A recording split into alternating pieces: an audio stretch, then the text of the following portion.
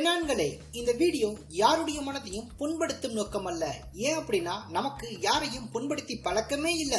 மீறி உங்களுடைய மனது புண்பட்டுச்சு அப்படின்னா புண்பட்ட இதயத்தை புகைவிட்டு அத்திக்கங்க. உங்களுக்கு புகை விடுற பழக்கம் இல்ல அப்படின்னா பக்கத்துல யாராவது விடுவாங்க, அங்க போய் நின்று மோப்ப முடிச்சுட்டு வந்தீங்க அப்படின்னா எல்லாம் சரியா போயிடும். ஆல்ரெடி நம்ம ஸ்கந்தா படத்துக்கான roast video first part upload பண்ணியிருக்கோம். அந்த வீடியோ நீங்க பார்க்கல அப்படின்னா மேல கார்டு கீழே டிஸ்கிரிப்ஷன் ரெண்டுலையுமே அந்த லிங்க் இருக்கு, பார்க்காம இருந்தா பாருங்க. அதனுடைய கண்டினியூஷன் தான் இது. அதனால அந்த வீடியோவை கண்டினியூ பண்ணிட்டு இதை கண்டினியூ பண்ணீங்க அப்படின்னா கண்டினியூஸாவே உங்களுக்கு புரியுறதுக்கான வாய்ப்புகள் ரொம்பவே அதிகமா இருக்கு. இவரு பேர் தாங்க ஜாக்கப்பு. ஆனா இவரை பார்த்த உடனே ஓங்கி ஒரு அப்பன்னு போல இருக்கும். யார முறைக்கிற? இவர் ஒருத்தருக்கு போன் பண்ணி 5 ஹமாம் சோப்பு வேணும் அப்படின்னு கேட்பாரு. உடனே அவரு எதுக்கு 5 ஹமாம் சோப்பு அப்படின்னு கேக்குறாரு. நான் வெடிகுண்டு வைக்க போறேன் அப்படின்னு சொல்றாரு.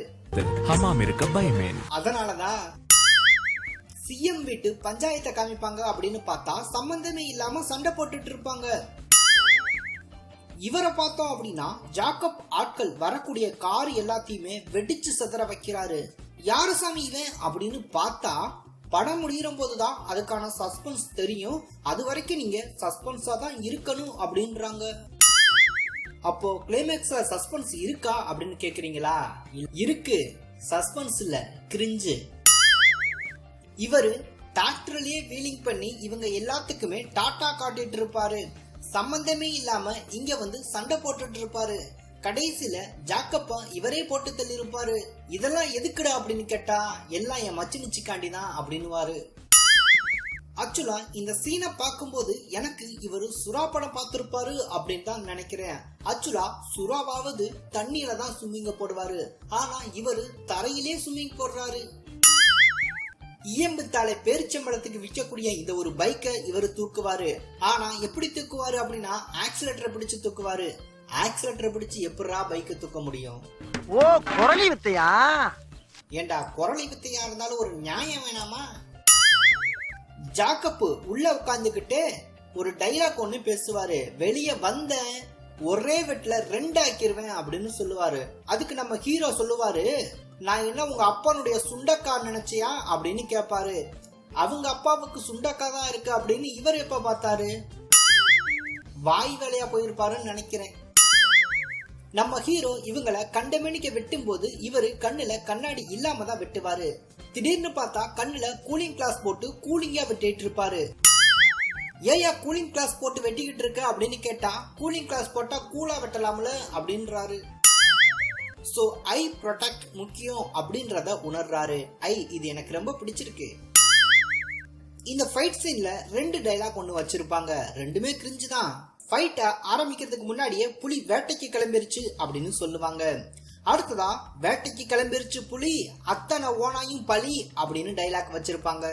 இவ்வளவு டஸ்டா இருக்கையே முதல்ல நீ போய் குழி அப்படின்னு சேர்க்காம விட்டுட்டாங்க. கடைசியா தாங்க ஜல்லிக்கட்டு கால ஜாக்கப்பு அவனுடைய கழுத்தை ப்ரொபஷனலா வெட்டி ப்ரொபஷனல் கொரியர் மூலம் சின்னதா பார்சல் பண்ணி சிஎம் வீட்டுக்கு அனுப்பி வச்சிருப்பாரு. உடனே இந்த ஹீரோ ஃபைட் பண்றதெல்லாம் ஆந்திரா சிஎம் அந்த பக்கம் உட்காந்து லைவா பார்த்துட்டு இருப்பாரு. சோ சிஎம் அனுப்பின ஆட்கள் எல்லாமே நம்ம ஹீரோ போட்டு தள்ளி இருப்பாரு. அதனால ஆத்திரத்துல எங்கடாவே அப்படின்னு கத்துவாரு. அவர் கத்துன உடனே சம்பந்தமே இல்லாம சாங் போட்டிருப்பாங்க. அது என்ன சாங் அப்படின்னா லிரிக்ஸ் கேளுங்களே.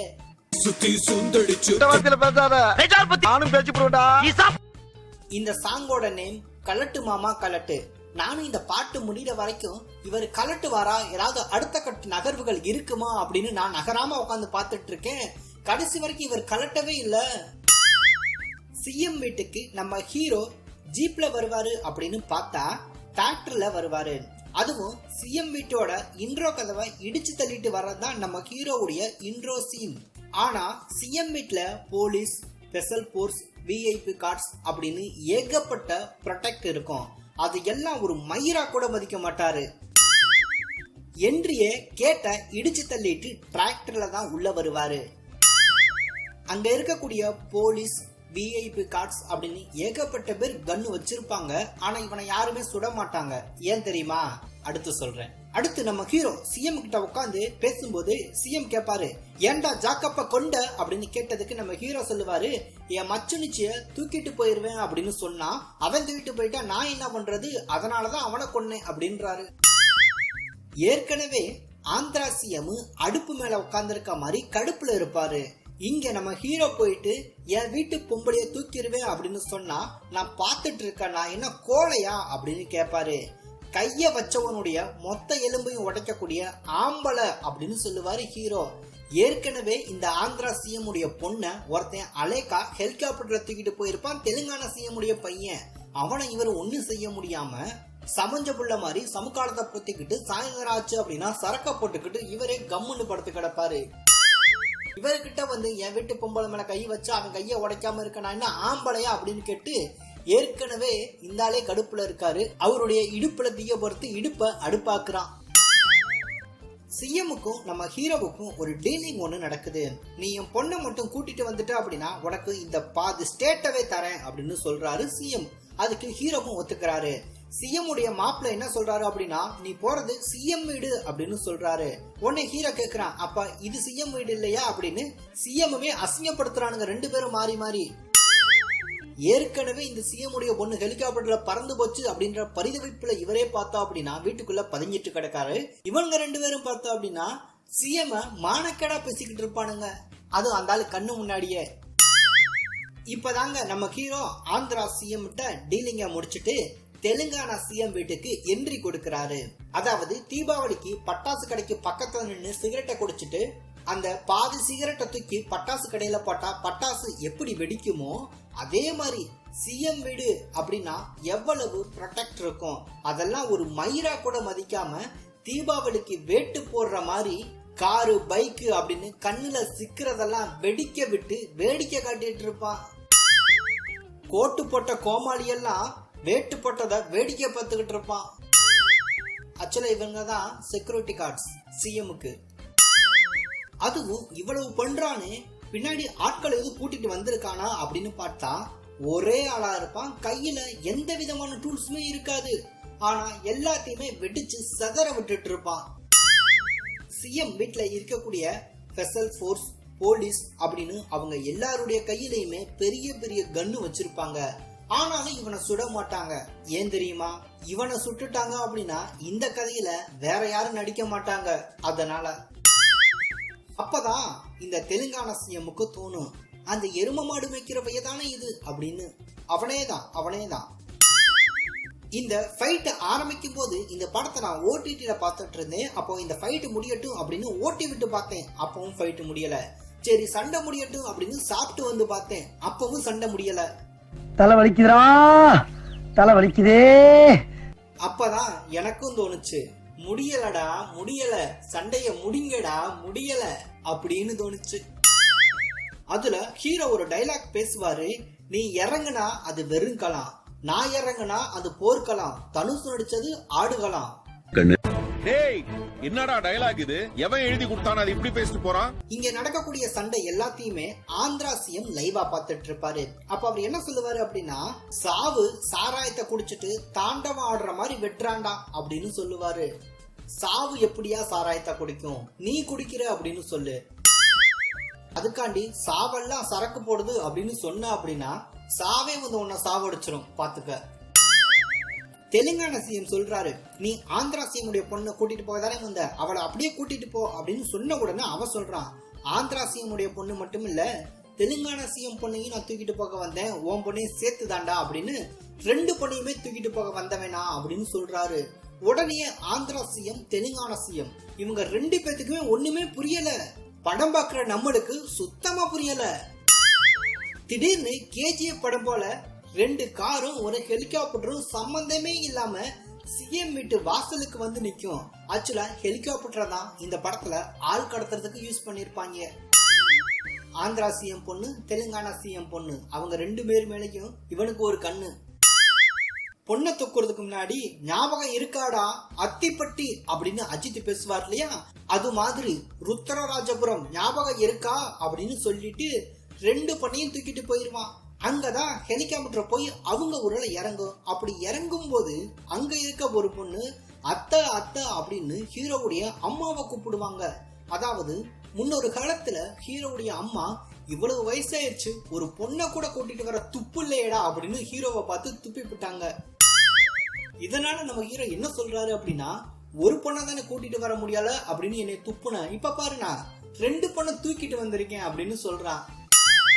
உடனே அந்த ஊர்ல இருந்த முரட்டு சிங்கிள் எல்லாருமே கண்ணா 2 லட்டு திங்க ஆசையா, அண்ணா 2 லட்டு திங்க ஆசையா, மாஸ் பண்ணிட்டீங்க அப்படின்னு பாராட்டுறாங்க. ஊரே கைதட்டி வரவேற்பு பண்றாங்க பொண்ணை தூக்கிட்டு வந்ததுக்காக. உடனே இந்த பொண்ணுங்க 2 பேருமே ஹீரோவுடைய அப்பா கிட்ட கம்ப்ளைண்ட் பண்றாங்க. எங்க 2 பேரையும் இவன் கடத்திட்டு வந்துட்டான் அப்படின்னு சொல்ல, உடனே ஹீரோவுடைய அப்பா சொல்றாரு, கடத்திட்டு வர சொன்னதே நான் தான் அப்படின்றாரு. தண்ணியா குடி. அதாவது வாரிசு படத்துல நமக்கு தெரிஞ்ச அந்த வாரிசு நடிகர் கூட ஒரு வாரிசா இருந்தார் இல்லையா, இந்த வாரிசு இவருக்காண்டிதான் இந்த கலவரங்கள் இந்த கடத்தல்கள் எல்லாமே நடக்குது அப்படின்றத விளக்குறாங்க. அடுத்து 2 சிஎம்மும் இவரை உட்கார வச்சு பேசுறாங்க. எங்களை மாதிரி திருட்டு சிஎம் பல பேர் இருக்காங்க, அவங்க கிட்டலாம் நாங்க திருடின பணத்தை எப்படி சேவிங் பண்றது அப்படின்னு கேட்டதுக்கு, இதுக்கெல்லாம் ஐடியா கொடுக்கறதுக்குண்டே ஒரு திருடன் இருக்கான், அவன் தான் இவன் அப்படின்னு உங்களை தான் சொன்னாங்க அப்படின்னு தெலுங்கானா சிஎம் ஆந்திரா சிஎம் இவர்கிட்ட சொல்றாங்க. இவரை பெருமையா சொல்றாங்க. அதுக்கு இவர் ஒரு ஐடியா கொடுக்கிறாரு. அதாவது ராமகிருஷ்ண ராஜனுடைய கம்பெனில உங்களுடைய கருப்பு பணத்தை எல்லாத்தையும் போட்டீங்க அப்படின்னா கருப்பு பணம் ஒயிட் ஆயிரும் அப்படின்னு ஐடியா கொடுக்கறான். அப்பதான் நம்ம ராஜு காரை காட்டுறாங்க. அதாவது காருக்குள்ள ராஜு காரு இருக்காரு. அப்படியே நம்ம ராஜு காரு அவருடைய ஃப்ரெண்ட காட்டுறாங்க. அவரு பார்த்தோம் அப்படின்னா மாட்டுக்கு மஞ்ச பூசி விளையாடிட்டு இருக்காரு. ஏயா இந்த வயசுல மஞ்ச பூசி விளையாடுற விளையாட்டா இதுகளுக்கு? அவரை பார்த்தோம் அப்படின்னா மாட்டுக்கு மஞ்ச பூசி விளையாடிட்டு இருக்காரு. மாட்டுக்கு ஆரத்தி காட்டி அலுங்கு பண்ணிட்டு இருக்காரு.